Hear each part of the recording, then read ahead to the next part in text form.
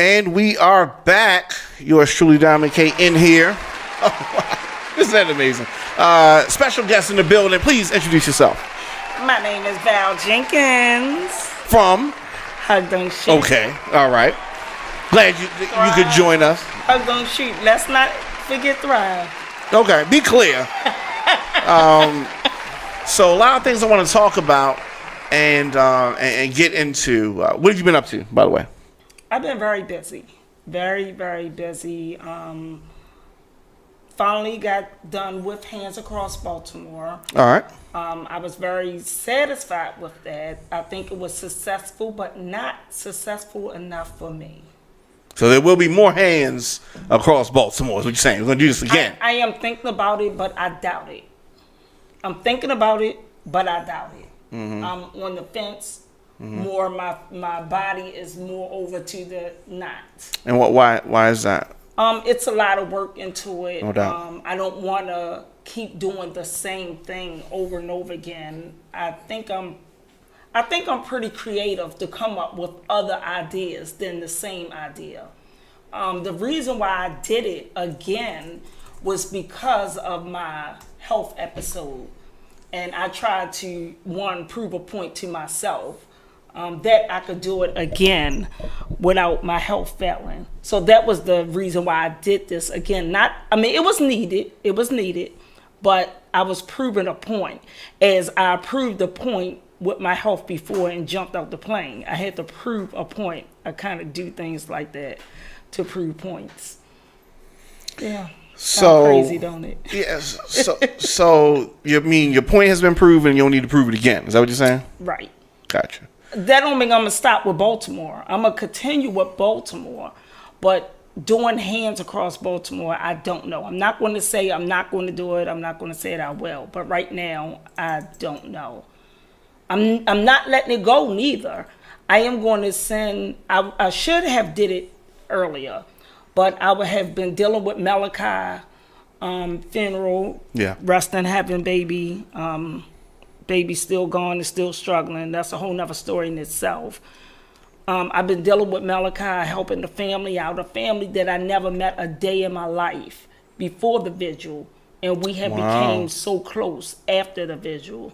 So I've been helping his sister, the foster mother out, the foster mother's sister. I felt like I known them forever. So that took some time away from me. So for people that don't know, because we have viewers and listeners across the world, who is Malachi? Malachi is the 4-year-old little boy who was murdered by his mother and her wife. They basically put the baby in a tub of scalding hot water where his skin was floating in the water. I mentally dealt with that situation for at least 3 days. Every time I went to the bathroom, I could not look in the bathtub because I just saw this baby's skin floating in the water. Every time I rode past a dumpster, I saw this baby laying in a dumpster. So I mentally, a person who never saw this baby a day in my life, mentally suffered with this. So basically, I was mentally drained. But my life still had to go on. I still had to work my full-time job and my 2 businesses and a radio show and spend quality time with my daughter and granddaughter. But mentally, I was done. Yeah. I can understand how that can be. So you said that you did not know the family or the child. Never. How did you come in contact with the family? Well, with any murder, I could say in Baltimore, if I'm not receiving a phone call or a text message from someone from the police department or a friend or a family or someone on my Facebook page, I mainly get in contact with the situation then. They announced that they was doing a vigil. I received a phone call from a higher person in the police department asking if I could go to the vigil. I also received a phone call from Monique, known as Monique. Anyone know her? She's the oldest living Jane Doe in the world right now. So I went to the vigil. Everyone was out there with the balloons, cameras everywhere, radio stations, TV stations was everywhere. And the commissioner, all the higher police officers in Baltimore basically was there. So, it's ironic how it happened. All them people was there before us. We walked right up, me, a hug dealer, and myself. A hug dealer, for the people who don't know, is a volunteer for Hug Don't Shoot. So we walked up to the crowd, and who I thought was maybe the grandmother, because again, I never known anyone there. I thought it was the grandmother. She was crying. I felt her pain as she was crying. She was standing right beside the commissioner, and she kind of whispered a little to the commissioner, "What do we do now? Because I never did a vigil before." Right. And she said, "Do somebody supposed to pray?" And no one stood up. So I know I wasn't going to do it, because anyone know me, know my prayer is only thank you, no matter what the situation is. I knew at that point the family needed more than just a thank you, and wouldn't have understood where my life at spiritually. So I asked my hug dealer, Cheryl, if she could pray. And she was a little hesitant. And I was like, "Go up there and pray. This girl needs your prayer." So she went up there and prayed. And the grandmother, we found out that wasn't the grandmother. It was the foster mother who was going through so much pain. So then, out of nowhere, this lady came up and was like, "I'm going to be on TV today. I'm going to be on TV today. Y'all take this MF and somewhere else." And she just made a whole scene in front of the TV crew, in front of the police, the commissioner, everything. And at this point, everybody was like, "Oh my God." And the foster mother, I could just see her about to fall, like pass out. She was already in pain. So I went over there and I held her. And I just held her, and she would not let me go. I don't even think she even seen who I was, because she never seen me a day in her life, but this woman would not let me go. And I just held her as tight as I could. Then the other hug dealer, Cheryl, came over, and we held her together. At that point, somebody just screamed, "Pray, pray." Everybody started praying, and one lady started singing spiritual songs, and the commissioner. This is Baltimore's Harrison. commissioner, police commissioner, yeah. That commissioner took me out in an amazing way. Took me out. And the reason why I say that is I've seen Barack Obama do press releases for 8 years in the White House. Right. Personally being there. I've seen mayors, the governors, I've seen police commissioners before him do press release. Right. I've never seen a police or commissioner do what he did. And at that point of her being in need of someone, he basically said, "Excuse me," in a very gentle way. And he walked over to her, which was only 2 people away, and he held her in his arms. He held her like a baby in his arms. At that point, I did not see a commissioner. I did not see a police officer. I saw a father, a husband, a human being, a neighbor. I saw all that in him. I saw the pain in his eyes, as if he did everything possible so he would not start crying. He whispered in her ears, and I heard it because I was right beside them, "I got you. Whatever you need, I got you." And you could say that, and it don't mean nothing. But this man said it, and I felt it in my soul that he really genuinely meant this. And at that point, he just, I asked her, do she need any water? Everybody's trying to be over, but she would not let me go. So then he said to her, "Do you want to talk to the press? Because if you don't have to. I will do it for you." And she said, "No, I don't want to do it right now." Someone went and got her a chair. Right. This man who is not a commissioner to me right now. This man, who is a real human being with a heart and a soul, stood in front of her chair as if he was blocking her on purpose and spoke to the crowd and to the press for her. He just moved me from there. He just really moved me. I got home. First, I left there and I went to National Night Out. Because as the visual was going on, it was National Night Out all over the world. So I was already scheduled to speak at National Night Out. How ironic, one block over. One block over. The visual was on Roger Street. I was scheduled to speak at Wabash at the MTA station. Mm-hmm. One block over. So I left there. My mind was so messed up after that. On my way home, this crybaby cried because I could not believe it. First, before I went to National Night Out, we went to the dumpster. We went to the dumpster where this baby was placed. The actual dumpster? The actual dumpster where this baby was placed because the foster mother had to see it. The sister had to see the dumpster. And we went there and we talked. And as bad as this situation where we not only talked, but we laughed and we cracked a few jokes in a serious situation. Right. We prayed, we hugged, we introduced each other. It was just like a whole bonding session. So we basically took the good out this terrible negative situation. So that's when I went to National Night Out.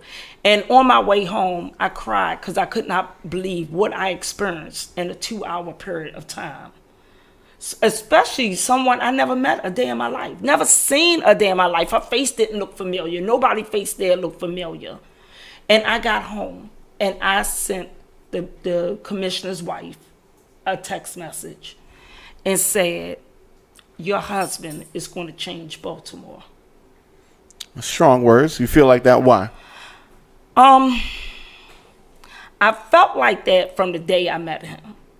The first day they had a meet and greet at the different schools, I met him. Yeah, I remember when that. And I told someone, he is going to be the commissioner we need.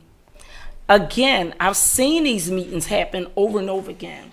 You have to sign up to speak, first of all. Right. Sometimes you have to say what you're going to speak about. They give you a time frame on how long you can speak. And if you go past that time frame, they cut you off and go to the next person because everything is scheduled per time. Right. Honey, let me tell you, this commissioner was from day one. Let them speak. Let them say what they want to say. Now, that part aside, his PR skills are there. What about the crime plan? What do you think about that? I can't really speak on the crime plan because I did not take my time to sit down and read the crime plan. So I can't speak on it.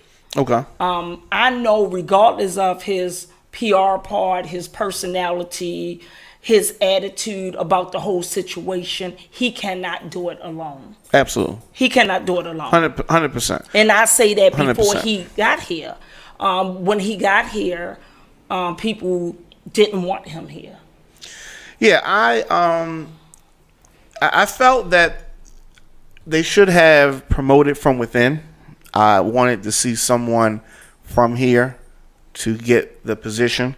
But after seeing him interact and seeing some of his things, I'm very optimistic that he's going to do a good job. I think that he's moving in the right direction, and I have been pleasantly surprised thus far. Now, the murder rate has not gone down. It had not. It actually went up.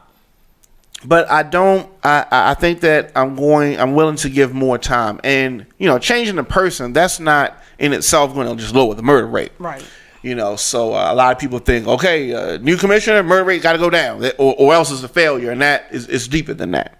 So all in all, I think that he's been doing a great job. Yes. And people have to realize that, and we have to realize, no matter how you want to look at it, because we could go both ways in this situation. Baltimore have a new commissioner. I want to say he's the 4th commissioner since Hug Don't Shoot has started in 2 years. And that says a lot right there. Right. So therefore, it's no trust in that position. Baltimore has been through several mayors. It's no trust there. Baltimore has been through several city council people, regardless of what the situation. They've been through people who said they was going to do this and they didn't. So Baltimore have a lot of trust issues to be gained. So we can't just, we're not going to just trust anyone. Right. So it's not going to take overnight for this to happen. It's not. But just like someone said when he was on my radio show last Friday, you could go to the podium and speak all you want. You can have as many press releases as you want. But until you come into the community, no one will trust you. And you have to be seen in the community. And I agree with that. You have to build trust. You have to build trust. And when he did Hug Don't Shoot, Hands Across Baltimore, he was scheduled for 5 minutes. The mayor was scheduled for only 5 minutes. 5 minutes. I know that schedule. I saw that schedule. They had a very tight schedule that day. They were scheduled both to come at the same time, speak 5 minutes apart, and go.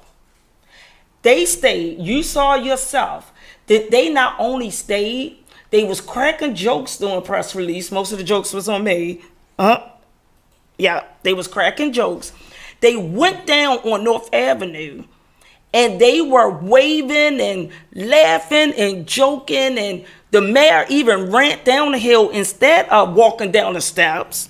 He slid, though. He on slippery earth. Right, he did have a slippery earth. Yeah, he had slippery earth. But all I needed was the mayor to fall down that hill. Right. And it would have been exactly. The mayor fell at the Hug Don't Shoot rally. Yeah, and we would have had it on live stream. Exactly. The commissioner almost got hit by a bus.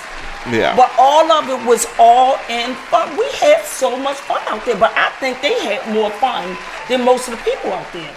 The commissioner's wife came with a dress shirt on. She got in the truck and said, I want to be like y'all. She got a Hug Don't Shoot shirt and put a Hug Don't Shoot shirt on, and she joined the crowd. Right. She wasn't even standing most of the time, wasn't even with her husband. She was with the crowd, and that speaks volumes to them. Somebody was like, oh, yeah, it's time to vote. That's why they was out there. No, it's not, because they could have left. Well, it is time to vote, though. It is time to vote, but they could have left as soon as they spoke. It could have. Right. But who knows? Right. Who knows? Absolutely. And so, the police officer that was shot. Yes. Isaac Carrington. Okay. He was on life support at one time, and he spoke a few words yesterday saying that he'll be back. With the commissioner. And he's with the commissioner. It's things like that you like. Yes. Is that true? Well, I was told that Isaac Carrington is my cousin. Never seen him a day in my life. Okay. Who told you that? His cousin. Okay. His cousin came on my Facebook page and said, Val, that's our cousin. Okay. Pray for him. I didn't even see it. When I woke up the next day, a couple of people texted me. It's like, oh my God, the sergeant is your cousin. I'm like, so he has a long way to go. He was shot Thursday afternoon. Yes. And again, the commissioner could have went to see him and left. He stayed there for a while. He talked to him. He went on Facebook Live, which was asked. He went on Facebook Live. The sergeant, heard, asked him to go on Facebook Live. So that wasn't something the commissioner did. That was something that the sergeant requested. And small things like that makes a difference to me. Your customer service means the world to me. So you're saying these things to build trust is what's important. Yes. How long does it take to build trust? Trust don't have a time frame to me. Okay. Trust don't have a time frame because guess what? I could like you for 20 years. and then you prove that you broke the trust with us, and you're done overnight. Okay. So trust is a big thing for me. Like, I am serious about trust. So all the headways that he's making, he can still lose the trust. Is Of what you're saying. course. Okay. Anyone can lose the trust. Okay. Anyone. Right now, he have my full attention. Okay. Right now, the mayor have my full attention. Okay. Someone sent me a inbox yesterday. And someone sent me an inbox yesterday and said, when you see the mayor and a city council person, I shall not mention any names in this situation, tell them this. Okay. And I said, I'll just screenshot it and send it to him without your name. And it was something negative. It wasn't nothing. It wasn't anything negative per se. It was something suggesting for him to do. Okay. And the mayor responded right back. The city council person responded right back. They were not negative about the situation. The person is very close to both of them. That's why I'm so confused on why they sent that to me to send it to him. But as I sent them the message, I said, I'm only the messenger. I'm only the messenger. So, me and the mayor and I had a very good conversation on that subject of the person making suggestions. I have not went back to that person to tell him his suggestions, but they were good. They were really good. So, like I said, Jack is new in his mayor position. Jack been here for 428 million years as the city council president. So, I'm giving them both my full attention and my trust until they prove it. Even when he became the mayor, when Catherine Pugh's situation happened, I sent Bernard Young, 5 city council people, and someone else higher in Baltimore, the same text message, a group text message. And I said, I just received a text message from Greece, about Catherine Pugh. Please don't let me down. Please don't let Baltimore down again. So, I meant that. I meant that. Like, as I mentioned on the radio show Friday, where's all these people who was running for office last year? Where are they? Why aren't they still in the community? Because my thing is, if you're a community person, stay in the community. Don't walk away because you didn't win. Because at that point, I look at you like you fake in the beginning. And I have no problems dropping names. 2 of them, I personally inboxed and asked them, could they help with Hands Across Baltimore? Both of them said yes. Neither one of them showed up. I personally went in their inbox and said, thanks for your support. Oops, you never showed up. I pray, and I'm going to do everything possible so you will not win this year. And that was my message to them. You didn't put that part in the you want to see it? Okay, I believe it. Wow. Because I have nothing to do with what they promised you. I have everything to do with what they promised me. And they both said, I will be there. And yes, I left them their inbox. And I did it via the inbox so they could see the inbox. And I could see when they saw the inbox. Wow. So we got to hold adults accountable just as well as we hold children accountable. Absolutely. Absolutely. I agree with that. So, like you said, I'm definitely willing to give the commissioner a chance to build trust. And I think that he is doing a good job with that part. Now I want to see if some of the plans that he has, I have seen more officers on the street. I have seen that. And we'll see. I've seen a lot of officers doing community outreach projects. Yeah, I've seen that. I've seen a ton of them. Of course, Hug Don't Shoot is in most of them. perfect example, the Day of Hope that was 2 weeks ago over at, I want to say Madison Avenue. There's a new little field they have out there. I can't remember the name of it. That thing was good. They had to give away, and I think Melvin Russell, just retired, Matt, I keep getting Stansbury, the other Matt, mixed up. Matt and Jess Shorter was a part of that. They gave away at least 20 bikes. 20 bikes. They gave away gift cards, $25, $50 gift cards, and not just one or two. They gave away so much food that my car was packed, that my niece got food. They gave away free food that was cooked there and food to take home. And then they turned around 2 weeks later and did it again at Douglas. It was a complete section for kids. So many, they was giving away T-shirts, not selling them like, hey, don't shoot the They was giving away T-shirts. They had food there. They had different vendors there. And this is things that the police department has put together. Yeah. So where's the news that's saying this is what the police department is doing? But let a police officer do something wrong, every news channel is going to be there. Do you agree with that? Yeah, I mean, that's true. They do something wrong.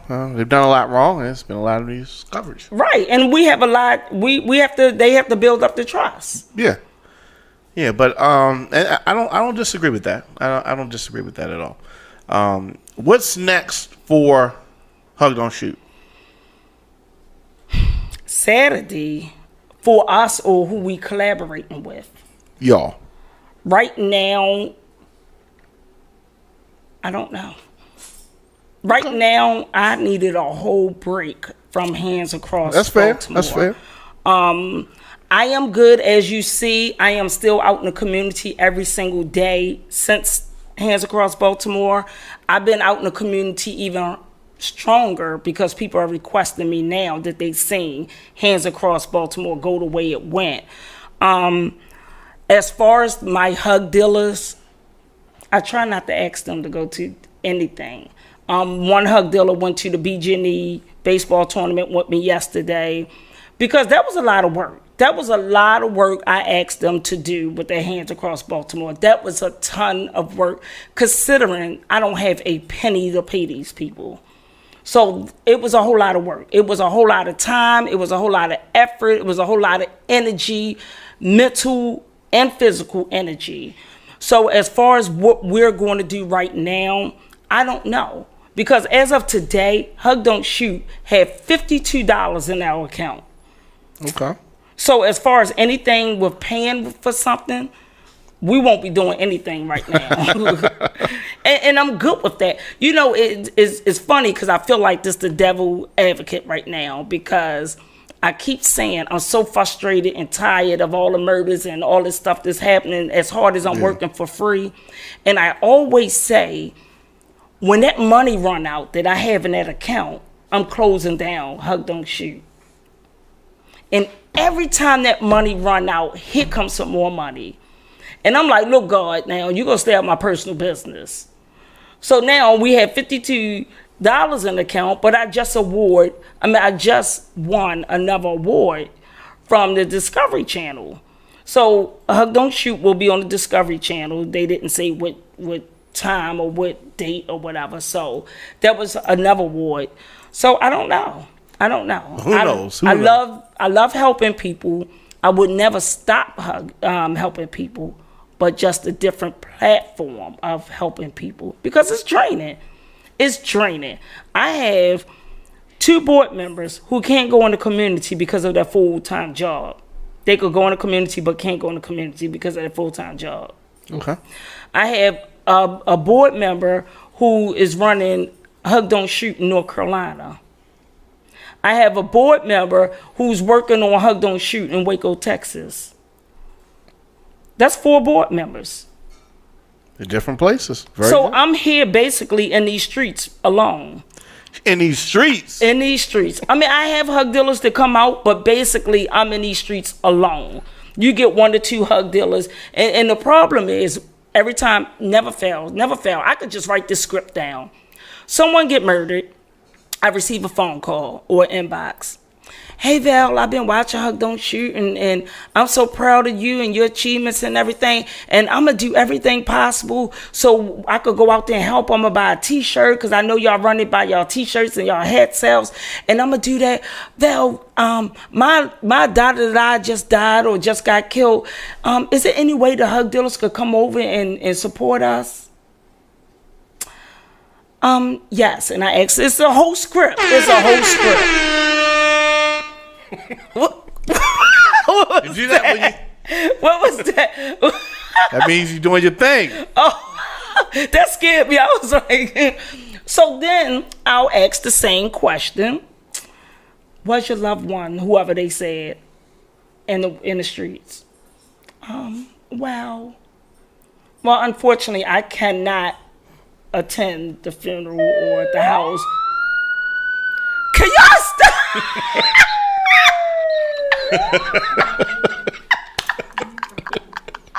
Yeah, no, I got you. You can't attend. So if they were in the streets, don't call. Got you.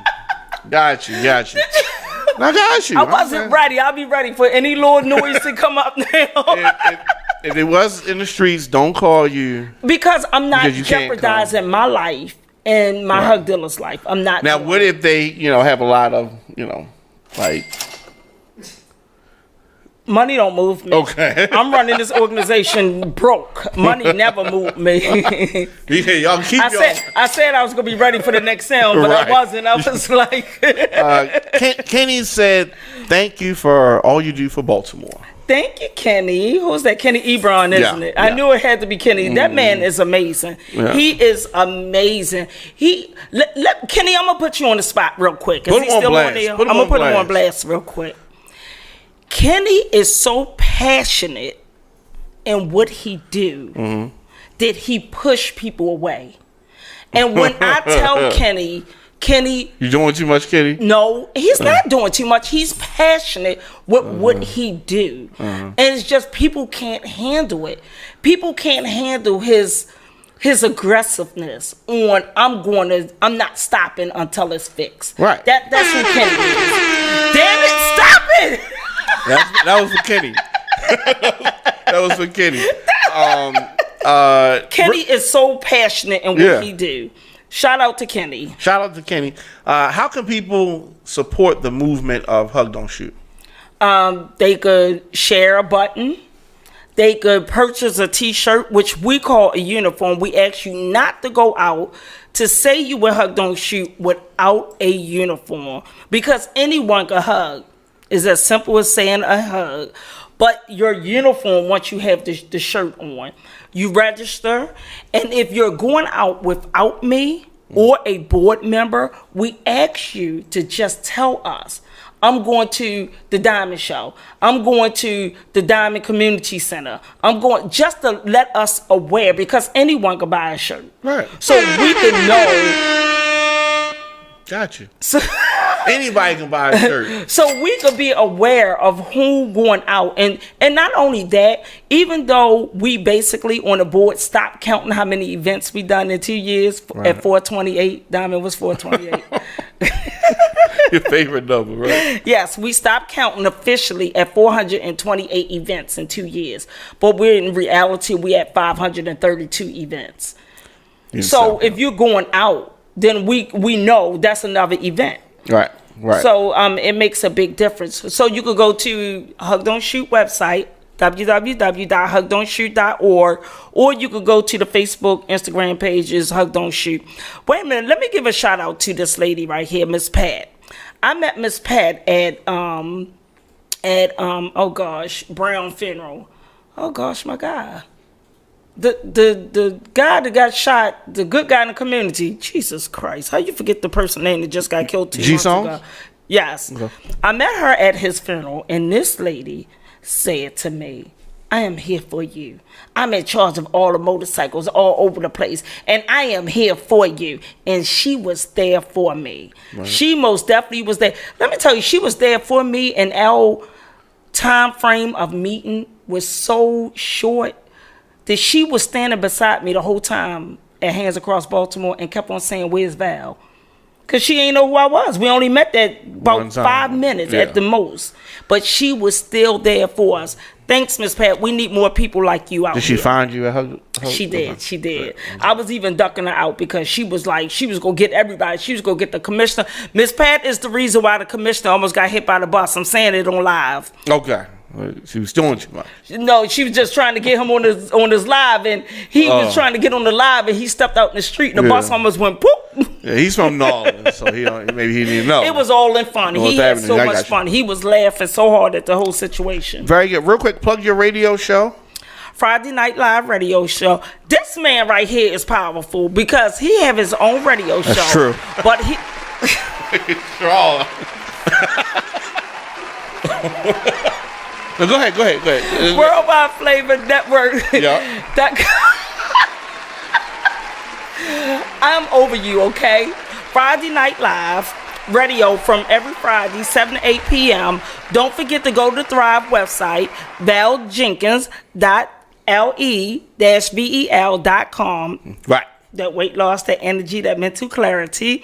Locks by Miss Val. Get it right. Locks by Miss Val. Call me, inbox me. I only take lock appointments via appointment. Right. You only can take lock appointments via appointment. Appointments. No walk-ins. No walk-ins. These man was tripping. Okay, thank you. Thank you so much for coming through. And thank you for having me. Absolutely. So I'm going to bring you here from time to time because you are the unofficial spokesperson for the police department. They don't know. You're the unofficial.